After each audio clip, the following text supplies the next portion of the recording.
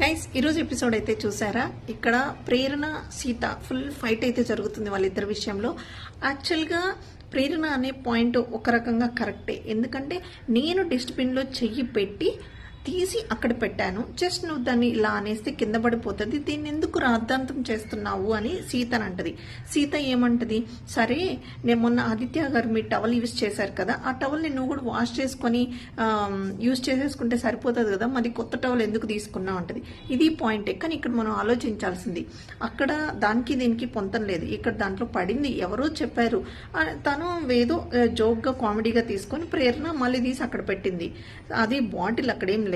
So ఇక్కడేంటి, already body అంతా towel రుద్దేసిన తర్వాత అది వేరే అమ్మాయి యూజ్ చేయాలంటే ఎవరికైనా కంఫర్ట్ ఉండదు, అది మన ఇంట్లో అయినా సరే. కానీ దానికి దీనికి సీత అలా అనడం నాకు నచ్చలేదు. బట్ వీళ్ళిద్దరు ఫైట్ అయితే ఓకే, జెన్యూన్ ఇద్దరు ఫైట్, నో ఇష్యూస్ దీంట్లో మాత్రం. మీకు